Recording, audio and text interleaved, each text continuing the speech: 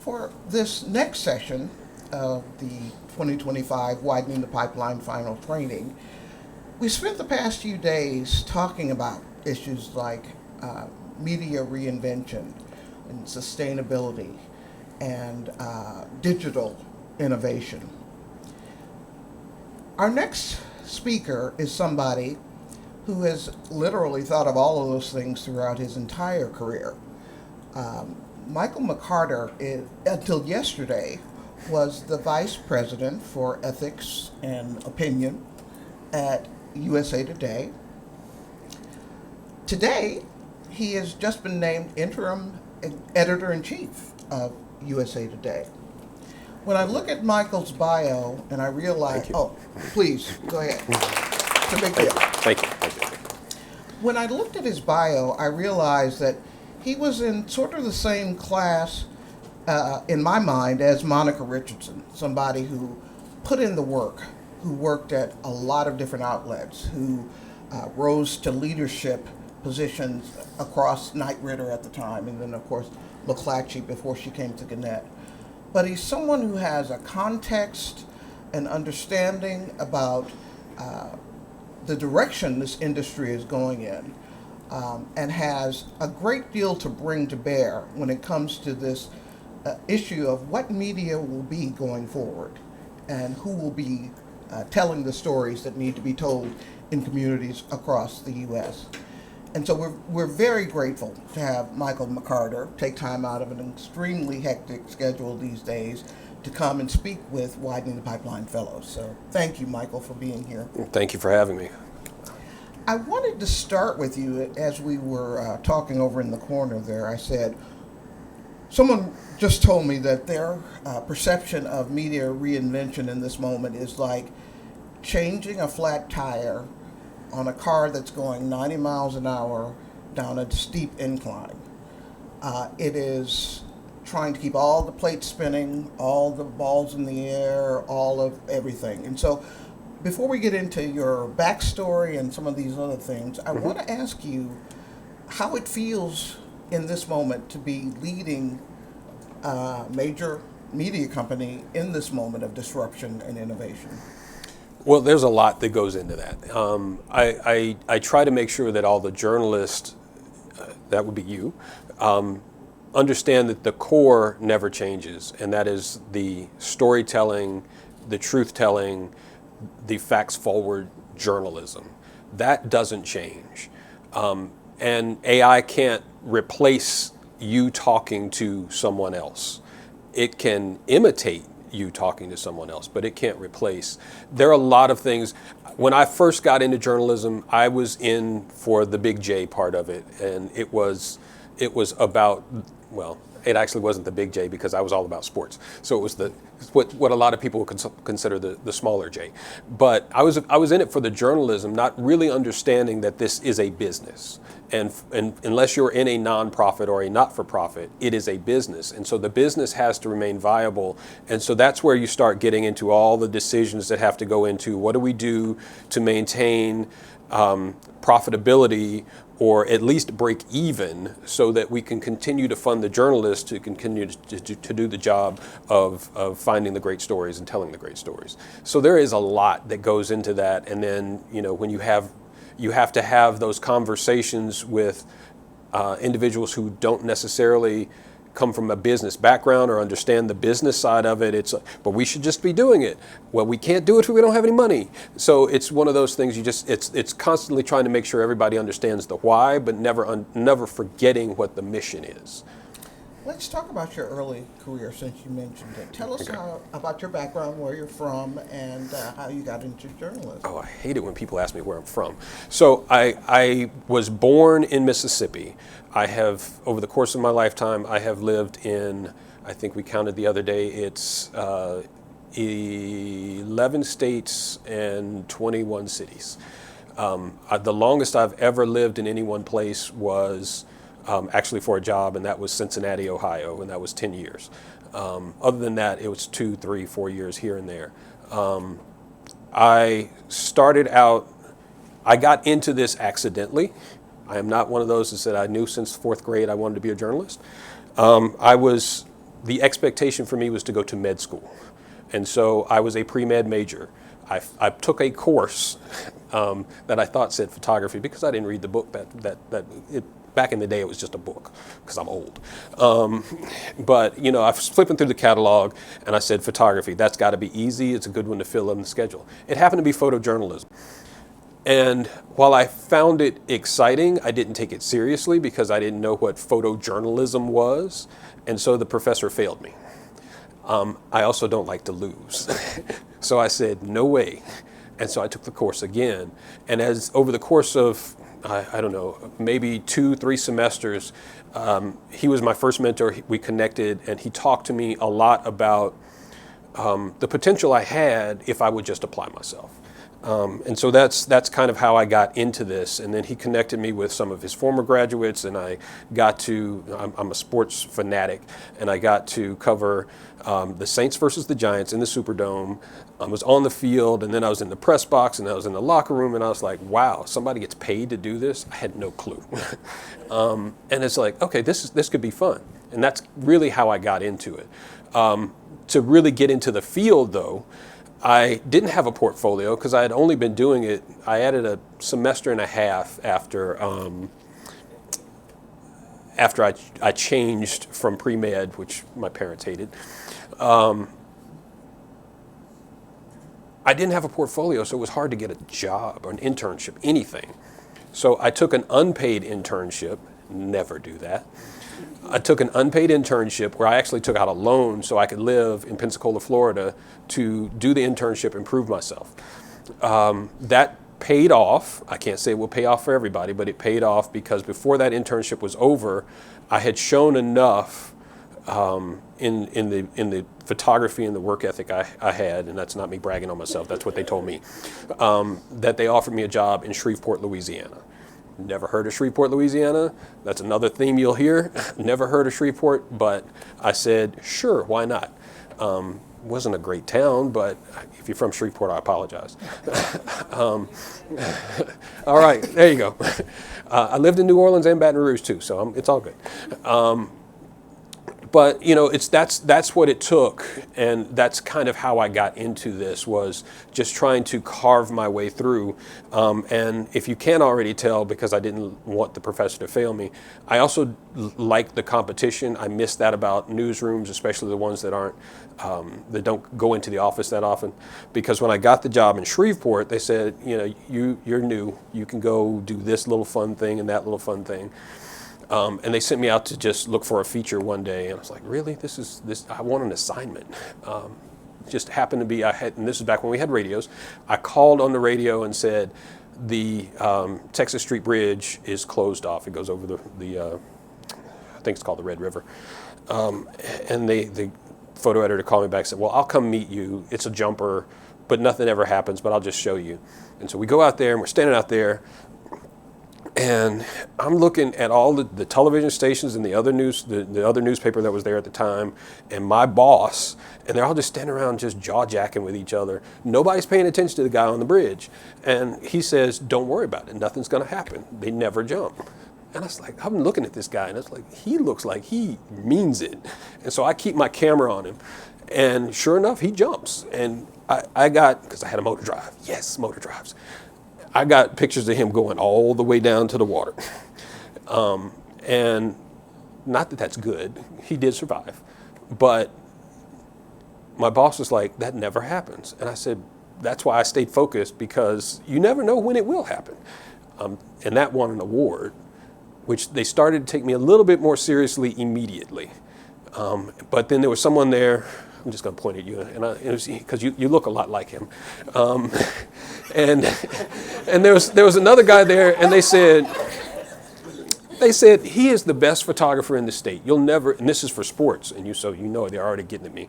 They said he's the best photographer in the state, and you'll never outshoot him, but you can watch what he does. I said okay, and I watched for like 3-4 months, and then I said I got you, and I started out shooting him, and then they had no choice but to take me seriously. So just as I've gone along in the early part of my career, it was all about proving that I belonged and proving that I could do the job and proving that I had the skill set, because a lot of folks, when you go to certain places, they think you are the diversity hire or you were just hired so, we could check that box. And I was like, nope, I'm here for real. So that's kind of how I got started there. I hope you all. That was long-winded, sorry. No. I hope you're all sensing a theme here with the three leaders that we've heard from over the past few days. Saeed talked about how his background, he was born in Bangladesh and raised in the UAE and went to Morehouse, and how his ability to pivot and be flexible and say yes to assignments that maybe he didn't know anything about. Swati said the same thing. She just made herself open to taking opportunities and chances, and so Michael is demonstrating that as well. But I'd like to know if there was a mentor or some point along the way that someone said something to you like, you've got the right stuff for leadership. You should think about running a department. Maybe that'll be in your future. So the first professor, the one that failed me, he was the first one who said that. He said, one day you'll be a photo editor. And I said, at the time I didn't really understand how the position. So I was like, okay, photo editor, great job. But no one really encouraged me to be in leadership. I really felt like I needed to be, and I think I shared this story with you, when I was in Shreveport, and again, this is why I have some of the feelings I have about Shreveport. The business editor there was an assignment, and at the time we used to have to take photos of the people that were in the story and put the little mug shots all through the story.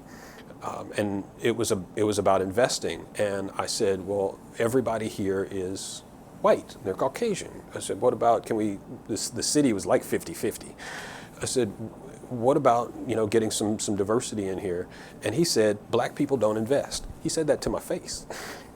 And I was like, okay, well, I knew that was wrong because at the time I was in my 401k and I also liked investing. I didn't have a lot of money then because they didn't pay me a lot of money.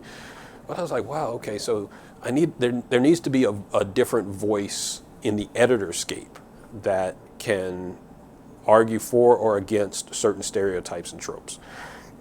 So that's when the bug hit me that I wanted to elevate to a point where I did have the proverbial seat at the table because I wanted to push back against things like that. I like to provide the fellows with context. So, for example, I entered my first newsroom in 1986, the St. Petersburg Times, and I've told them the story about going to interview the police chief or the fire chief of Seminole, Florida, also the mayor.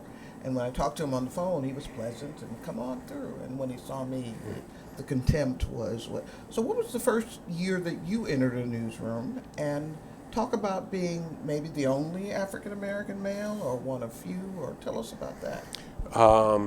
The first year I entered a newsroom, so I was the only African-American male that I know of in Pensacola when I was interning there. What year was that?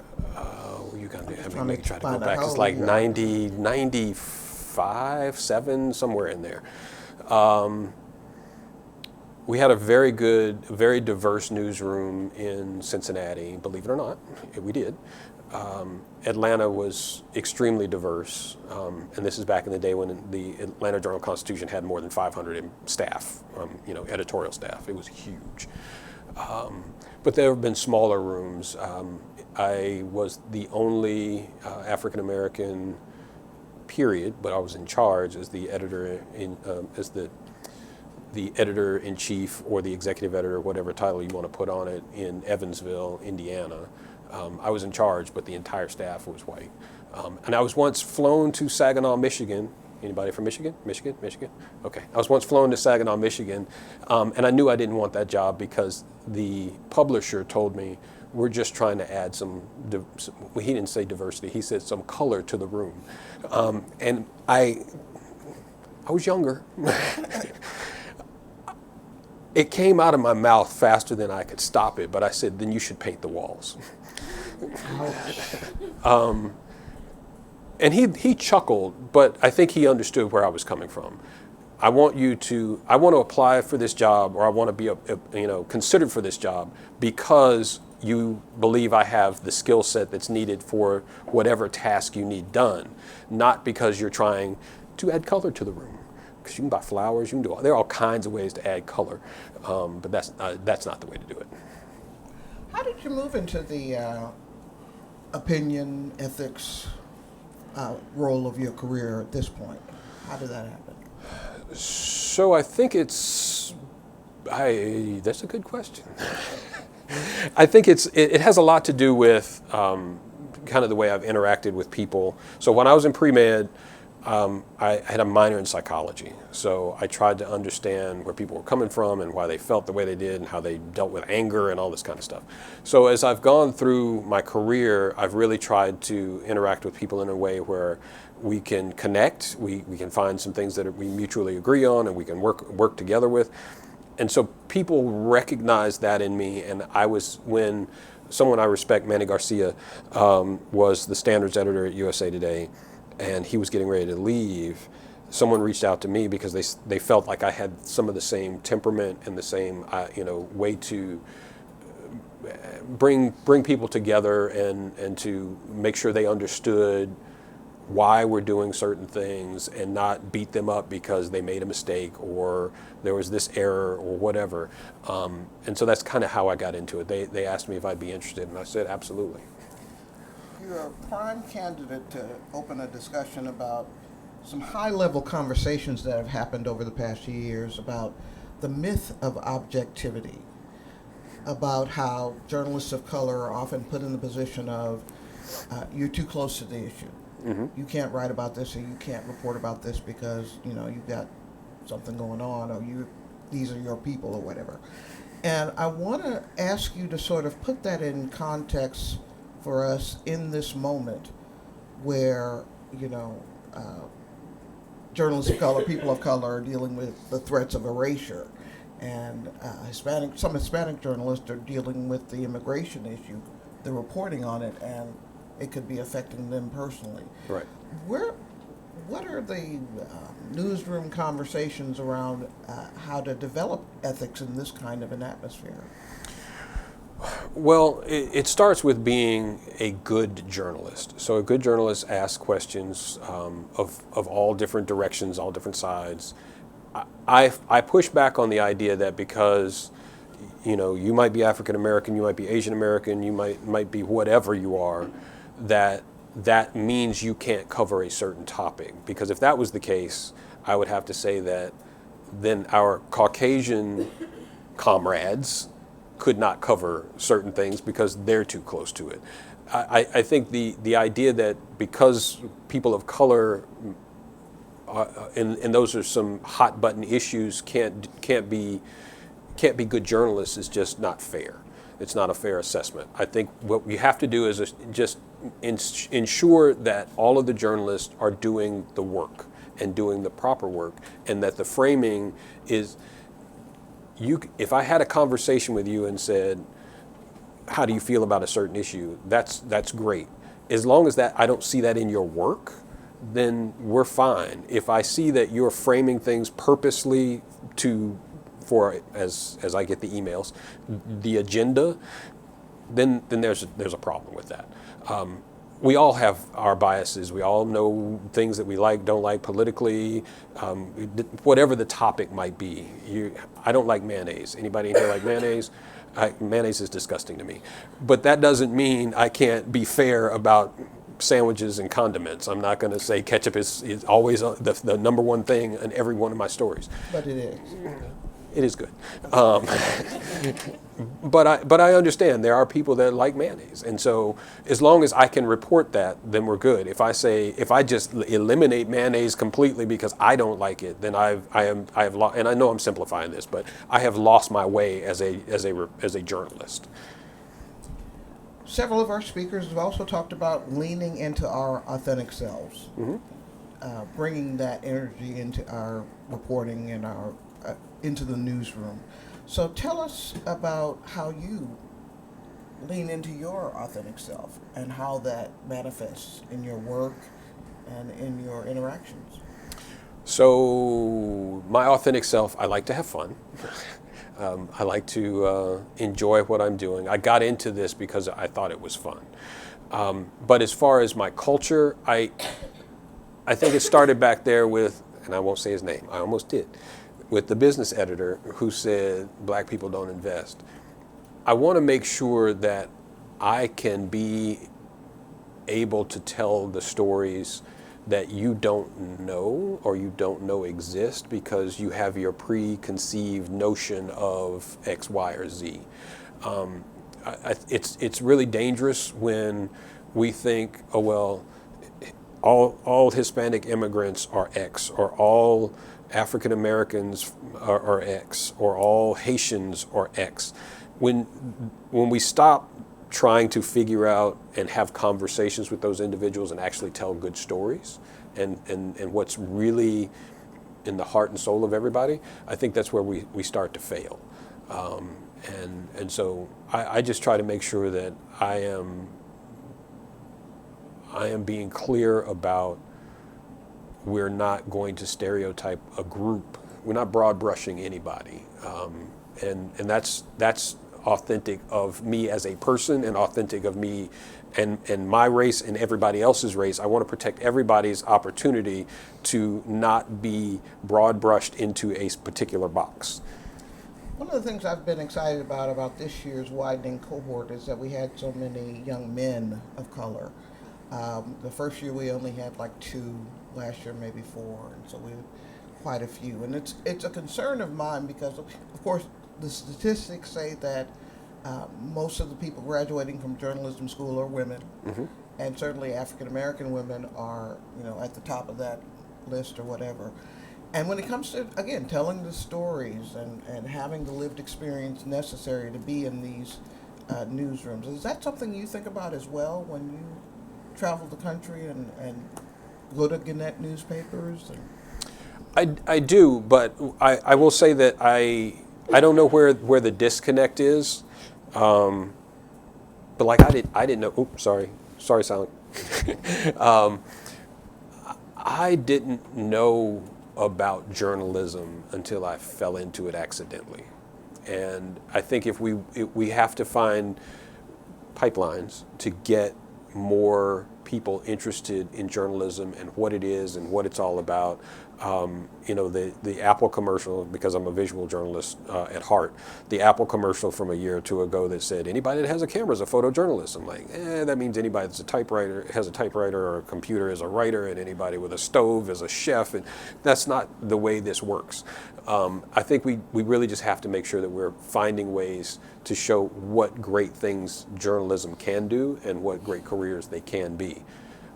You may never get rich, but you can get rich on the excitement of the things that you can change or build or know that you've affected. I want to open it up to questions soon, but I have one more that I want to ask, and that is, you've had 24 hours now, so solve Gannett's reinvention problems. What, in your vision, what are the sort of top 3 priorities moving forward that the company will have to tackle when it comes to building a sustainable product? Okay. Well, I'm not taking on the company, just so you know. Okay, USA Today. I'm taking on USA Today. But I work with the network, and I see some names from some of the network here.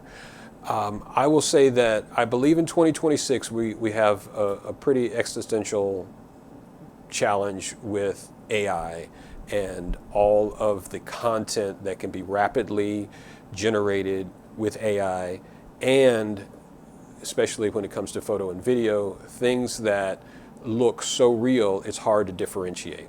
So what I have expressed and will express over the next few weeks with the team is we have to own our relationship with our audiences, so that we have to find that connective tissue. This cannot be I'm talking at you, and if you're listening, great. If not, we have to find that connection, and we have to stay connected. We need to make sure that we are accurate, and the accuracy is not optional, because we can't be seen as a commodity. The accuracy, and this is the standards guy talking to me now, every time you make a mistake, you are peeling off a layer of people's trust that what they're reading is actually factually correct. And with AI over here making stuff up, monkeys flying through, Dulles Airport and all that kind of stuff, we just start to become a thing. We're all together. It's homogenous. So that's kind of the first part. The second part is we need to be, at least for us, USA Today, we need to be fast and first. I don't want to. I don't want to say it, but I'm going to say it. It's a Ricky Bobby. If you're second, what was it? What was the quote? If you're not first, you're last. We have to be the go-to for information on the spot. It can't be, well, we'll get to it in a few hours, or we're checking a few more sources. We want to be accurate, so the sources have to be right. But you can't say, I want 12 sources before I'll go with the story, because at that point, it's out there already.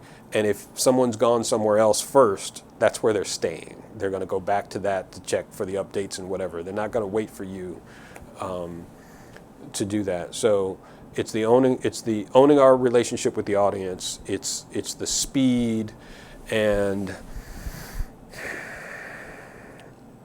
I really think that we need to. I really think that we need to do a better job of having exclusive stories. There's a lot of journalism that's commodity news. If you want to know what the score of the football game is tomorrow night, there are probably 10,000 places that have it. If you want to know why the wide receiver on the Philadelphia Eagles acted like he was disinterested in playing that day and really understand the background, that takes a reporter doing exclusive reporting and having the right sources and being able to connect all the dots to tell you he wants a trade and he's going to play like trash until he gets it. That's nothing that AI can pull out for you, and that makes you distinctive, and that makes you also valuable. If you can get something that's distinctive, people will pay for that because you're unique. Leslie Foster told us during our field trip that AI won't replace journalists, but journalists who don't adopt AI will be replaced. What do you think of that? I agree. I use AI every day. It organizes my notes. It organizes my emails from my boss, which is really important because you don't want to miss those. I can synthesize a lot of information quickly. The one thing that journalists, I had a great conversation with the Business Insider standards editor after an article came out that the Business Insider is encouraging their writers to even write their first drafts with AI. And their point was not that they want, because anything that comes out of AI is not original, so it's not original reporting. That's just bad. But as I talked to them, I understood the purpose. They're saying when you turn in your work, it absolutely better be your work. It better be original work. But they're forcing their teams or encouraging their teams in a different way to use the tools and understand what they're capable of. So I was like, okay, I get that now. Because as soon as I saw that article, I said, I got on LinkedIn, I looked up the editor-in-chief, and then she connected me with the standards editor. I said, please tell me how you got to this point. Because I really was not understanding. Hi, I'm Nicole. I'm a reporter with Minnesota Public Radio. This is a question back to the objectivity conversation. Mm-hmm. I'm wondering if there are any examples you can share of reporters you might have took off a story because of a conflict of interest, or maybe you were talking about earlier, like the way that they were framing a conversation. In a recent example, personally for me, I was put on a story covering student protests at the colleges in Minnesota on the Palestine-Gaza conflict. And it was because one of my colleagues had a conflict of interest, and I had no idea why. And just my personal thoughts are, like, we have to always report on things that we don't particularly agree with, but I'm just wondering if there's certain scenarios where we should not be on the story. I can't say out of the gate that there's anything that you should not cover, because in some of our smaller markets, you might be the only person there. You've got to do it. I will say, without disclosing the property and or the person, we have had to pull people off of stories because they have openly said, I am, and it's funny you brought up that, because I am pro-Palestine, I am pro-Israel, and when you see their first drafts, you will see that they have framed the story to fit what they want it to say, without even talking to anybody. And this is how you know they haven't even talked to anybody from the other side of that topic or issue.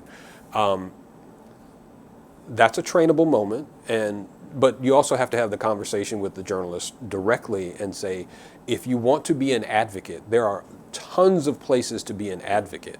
But as a journalist, and a true journalist, pure journalist, especially for USA Today or the USA Today Network, you have to put your own feelings aside and report what is actually happening, or what is factual, not what you want to be or what you think should be, but what is happening.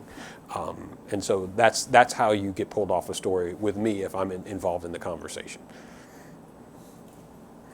Hi, Michael. So one of the objectives of the program is to have more people of color leading newsrooms and taking on leadership positions. So I wanted to get more detail about your transition from editorial into a C-suite kind of personnel. I see you have like a 3-page resume. I wanted to, I don't mean to be in the weeds of it, but I'm just curious, is that something that when you transition, is that something that you apply for? Is that something that you're hand chosen for? Like, how did the networking for transitioning from editor to C-suite happen, and if any details on that? So first and foremost, I would say have good mentors, people that you can trust.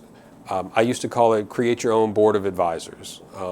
I start with my mom, and then I go to the bosses that I respect. I also go to professors that have helped me, and that was my original board.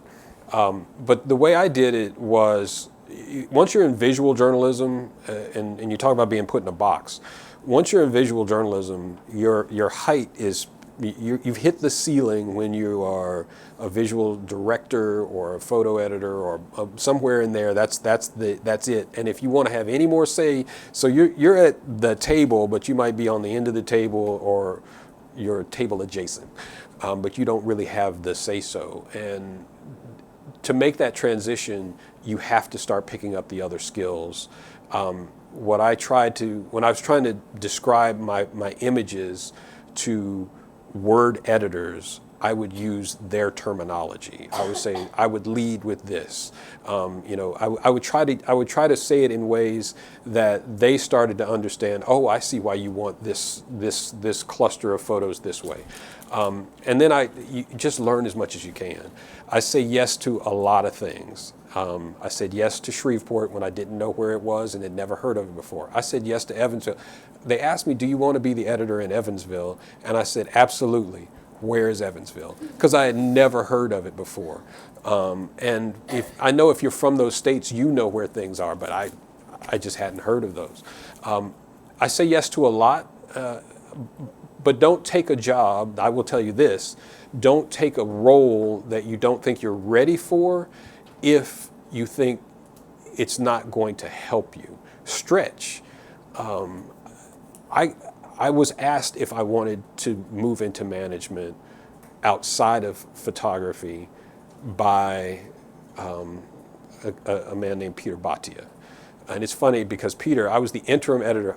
There's a theme here. I was the interim editor at the Cincinnati Enquirer. And I had heard, they said they were going to hire Peter Bhatia. And I looked him up. I did his resume. We do the research on people when they're coming in. And there was just so many horror stories. He's this evil guy, and he's going to just come in, and he's going to make people miserable and blah, blah, blah. He turned out to be the best thing that could have happened in my career at that time, because he was very much wanting to see me do more because he thought I could do more. And I embraced that. He just texted me last night to congratulate me, along with 4 of my mentors texted me last night out of the blue, which I know this is a small industry, but I was like, I didn't even know anybody knew anything about this. This is kind of a, it's a deal, but it's not something I thought would make the news or make the rounds. So just, I would say just, if that's something you're interested in, that's something you should pursue. But one other piece of advice, no one's going to know what you want if you don't say so. I sat around for years wanting to be an editor in a room, and I never said a word. And because I thought, oh, I keep working hard, I keep doing this, I keep having success at this, and they'll just promote me. You have to say something to the right people so that you get that opportunity. Because if I don't know you want to do something else, I just found out last week that there's someone on my team who wants to be an editor at a site. I had no idea until they told me. But they apparently have wanted to do this for a while. So make sure you say something. Any other questions?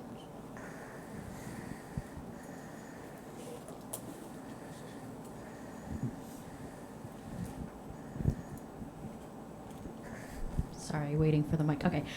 Hi, I'm Chloe Lee with Al Jazeera English. My question is more to do with formats that you've worked in, because I've seen that you work in, like, you've worked through like multiple different mediums and stuff.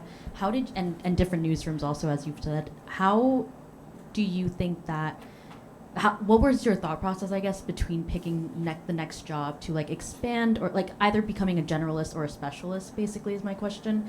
What was your thought process behind it, I guess? I try to be where I am most valued and most relevant. Obviously, I wouldn't tell anybody right now, sorry for any people that have copy editing in their heart, I wouldn't say go into copy editing, because that's just not an expanding role right now. But they're valuable. It's just not something that I think you're going to be able to continue to grow in. I try to look down the road.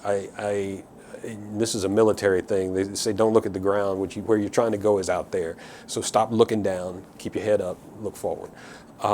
Try to make sure you're keeping up with the industry trends and know where things are going, and then pick what you like and try to be the best at that you can. I'm not a master at anything, which is probably not good. I think I'm fairly good at the standards and ethics. I'm okay at a lot of other things. You don't want to be a jack of all trades and a master of nothing, but I also don't. If you get so specific in one thing, I am an environmental reporter that only reports on oil spills in Texas or Utah, and that's all I know, then your job opportunities are probably going to be about this big. But if you can say, I'm an environmental reporter that covers lots of different things, your opportunities are going to be a lot better. Yeah. I hope that answered your question. I feel like I'm up here rambling, and I apologize if I am. Hi, Michael. Monique here. I had a question, because earlier you said you use AI to help organize your emails with your boss, and I feel like organizing the many emails we get, I'm now doing like freelance and also doing communications, so I have too many emails to keep count. Wanted to hear about that process, what that looks like for you from an organization standpoint with stories, but just internal communications, because we receive a lot of emails and we also send a lot, so yes, would love to hear your process. So and here's something a lot of people don't do. We have Copilot 365. We have an enterprise account for Copilot 365. I am decent at prompt writing, but not great. I asked Copilot to write a prompt for me that would flag every email at 7 a.m., organize every email from my boss over the last 24 hours, and give me any follow-up or action steps that I need to do that day to satisfy whatever's in that list of emails. And so that's how my day starts with my boss. I think that you just have to figure out what you want to do. So internally, there are a lot of meetings I don't go to, because many meetings are recorded, and once they're recorded, there's a transcript, and once there's a transcript, you hit that summarize, and that 1 hour meeting is in maybe 15 bullet points. And then you can follow up with the people that you need to follow up from there. I want to talk about standards and ethics in a environment when journalism is under attack, when journalists individually are under attack, when the government is, I lived in Kenya for 10 years as a context for you. And I saw what's happening here, there, all the time in terms of condemning a newspaper and shutting it down. And I had a journalist once when I was a VOA editor for South Sudan in Focus, had a journalist call me and say, I'm in the back of a pickup truck and someone has a gun to my head and they're trying to make me say whatever. It's not that bad here, obviously, but I understand working in that kind of a repressive environment. And so for USA Today and for other newsroom leaders like you in this moment, is it a constant process? I mean, there is a bottom line, but how do you sort of navigate all of these different influences? I really try to tune out most of it because there's bluster and there's performative, well, the newspaper is this and you all are liberal this or you're, conservative this. I mean, nobody, that's how you know you're winning, when people think you're super liberal or super conservative at the same time. That means you're somewhere in the middle. But I try to tune a lot of it out because at the end of the day, it will take a lot to shut down the freedom of the press.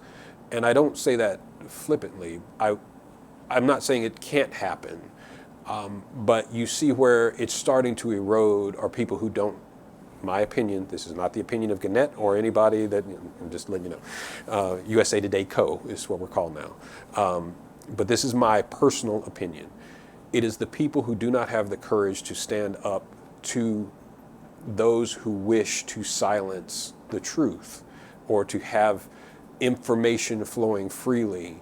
That's where we are, that's our greatest threat right now. Because if you own a multi-million-dollar media operation and you only want to say things to favor a certain individual at any given time, whether it's on the right or the left, at some point, not only is your credibility not there anymore, but you have given over the opportunity to be an honest and open journalist.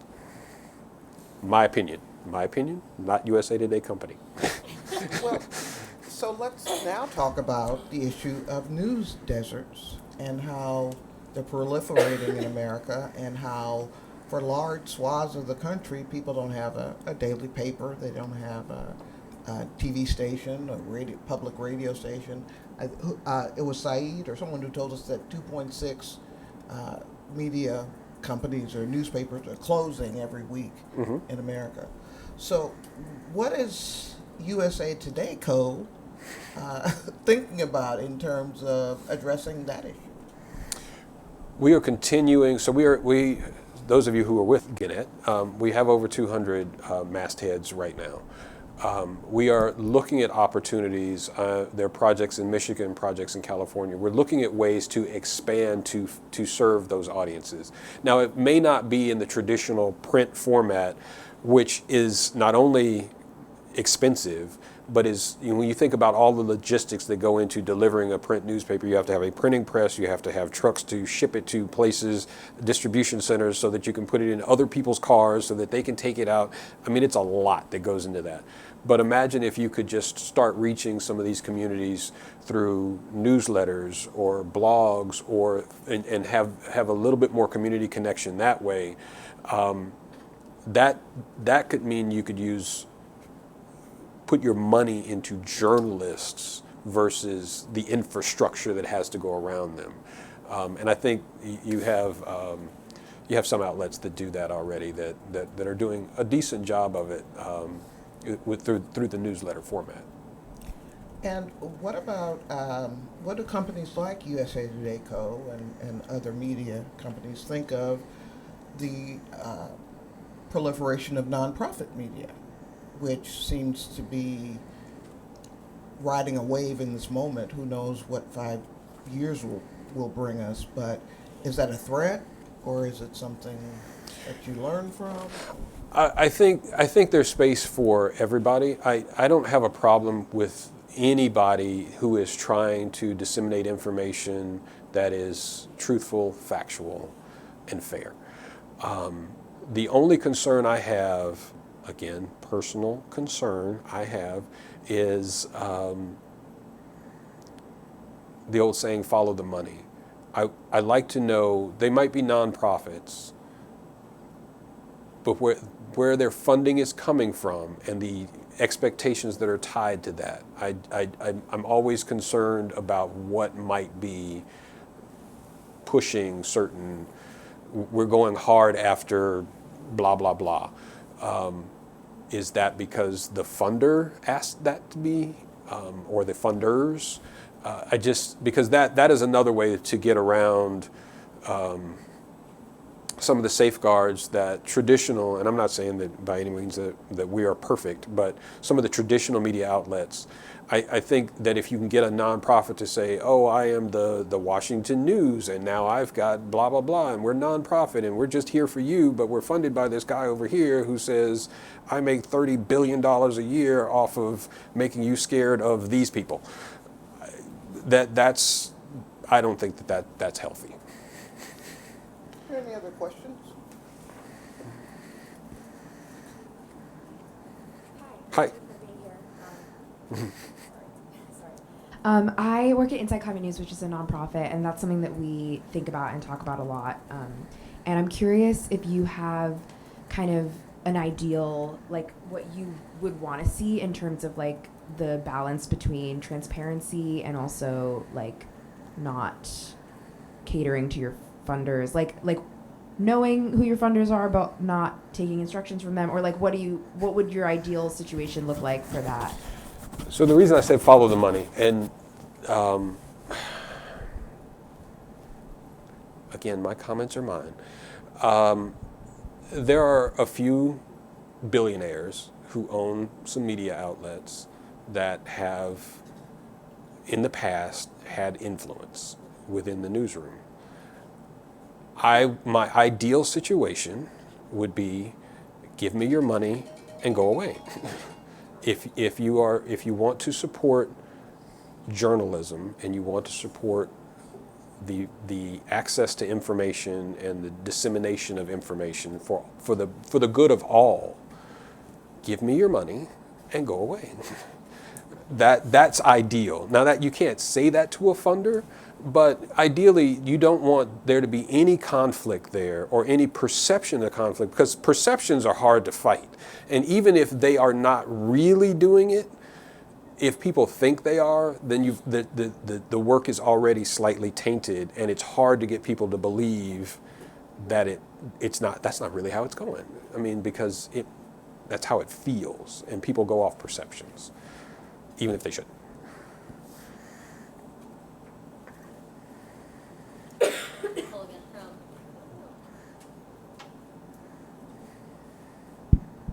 Okay. Nicole again from Minnesota Public Radio. I'm actually a former Gannett reporter. It was my first full-time gig in journalism.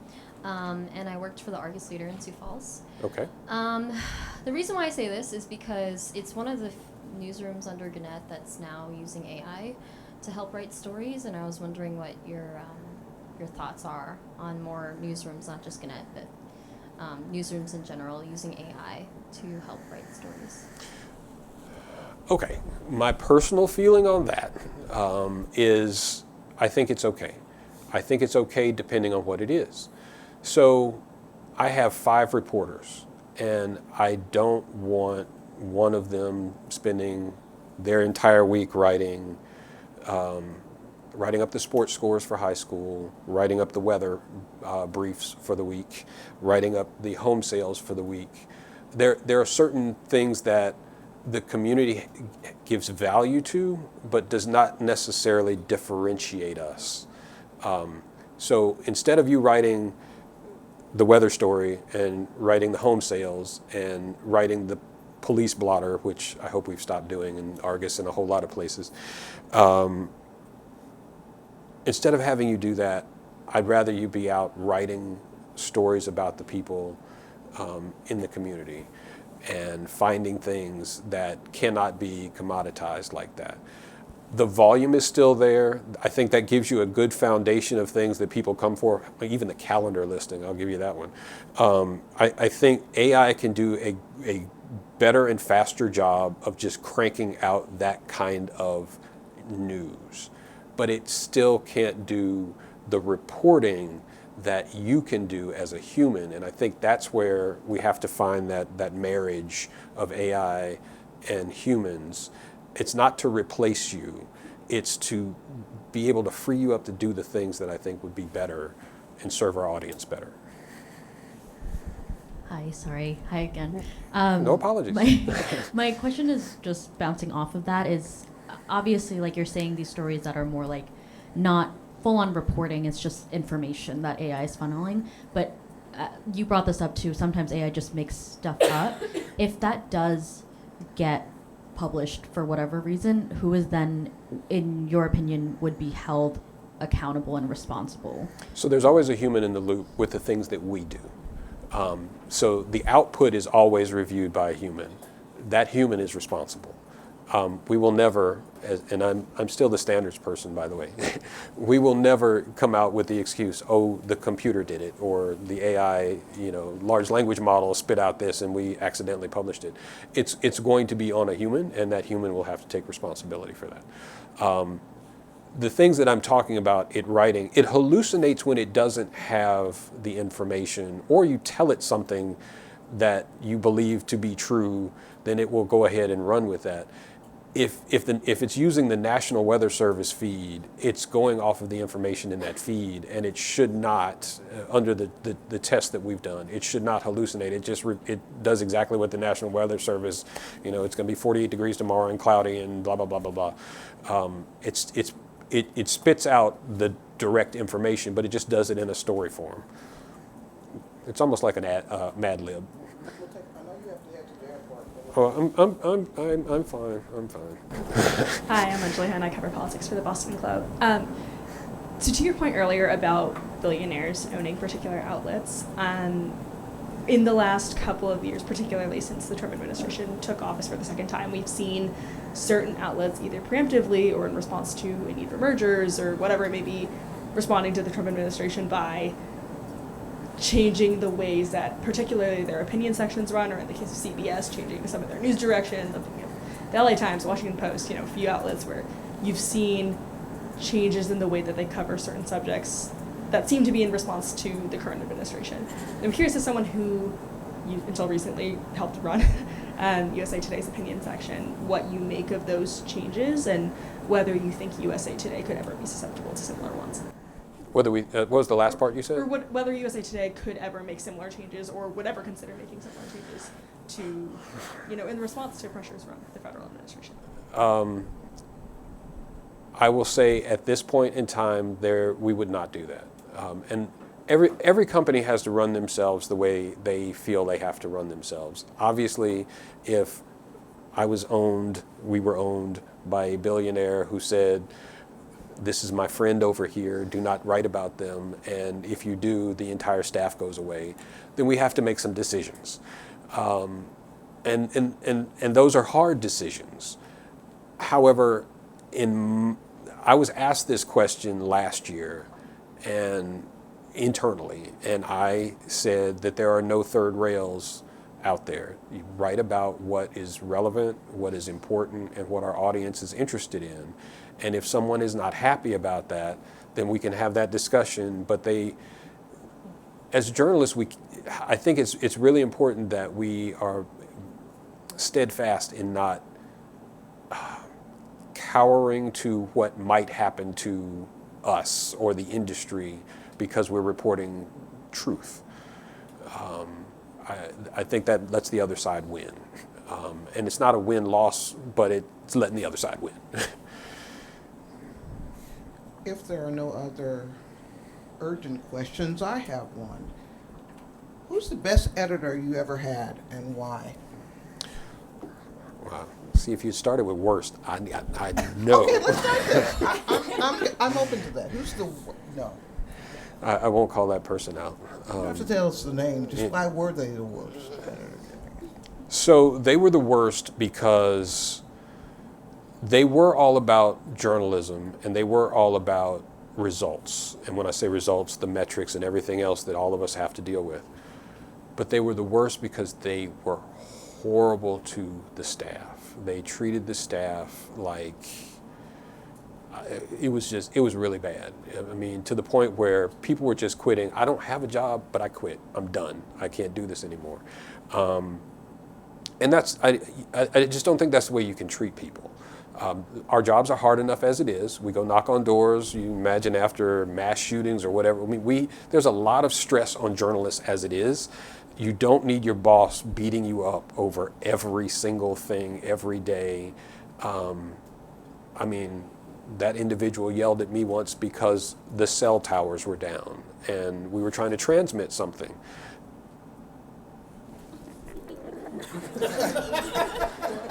What? It's like, well, why can't they get it back? Because the cell towers are down. Well, why can't you fix it? Because I don't work for AT&T. I mean, I just didn't have it. But, you know, they're just sometimes, and I understand that they want to make sure good managers can talk to you in a way. They're trying to make you think through and find solutions. I get that. That wasn't the way this person was. And they were very demeaning and degrading. I think they got joy. They built a glass office in the middle of the newsroom, and I think they got joy out of making people cry in the middle of the newsroom and walk out. That person is no longer working for us, by the way. A couple of more clues, and I might figure out who you're talking about. And so, then who is the best? It's hard to say best. Rick Green, Peter Bhatia, Manny Garcia. He wasn't an editor, but I'm having a brain fart. But he was an executive, and this is where you answer your emails sometimes, even if you don't know who they are. He reached out to me when I became the interim executive editor in Cincinnati. He was an executive, a high executive in Scripps at the time. And he said, if you need anything, reach out, let's talk. I want to help you navigate this. And I, at the time, wasn't that long ago, at the time I was like, oh, he works for a different company. I'm not talking to him. They're going to think I'm trying to go over to that side and da da da. He ended up working for us, with us. And he was one of the best people just as a human to talk to.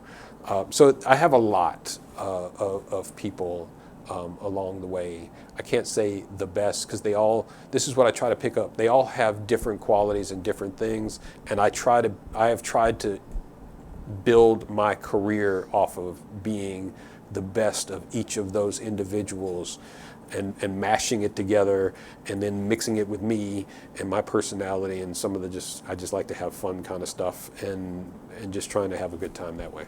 I'm not trying to start nothing, but what about a woman? Was there a woman in the mix? There was a woman in the mix, and she was never my editor. She was the managing editor at the same place where this tyrant worked.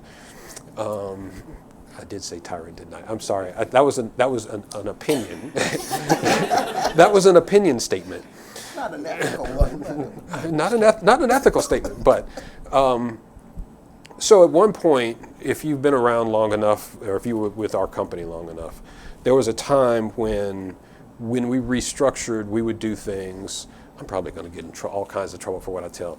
We would do things during the restructuring where you could apply. You would restructure, have all kinds of new job titles, and you could apply for a job.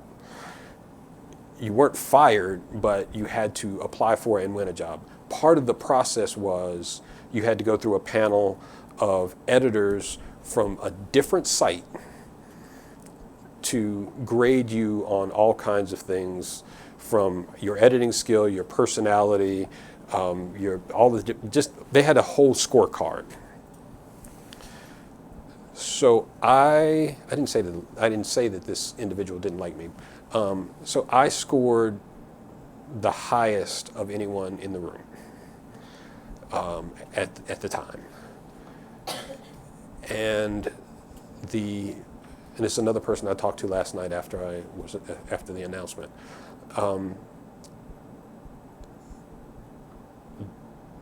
The bad editor said, change his score. I mean, literally wanted to fix the scorecard. She said, change the score. And this managing editor said, no, I won't do it.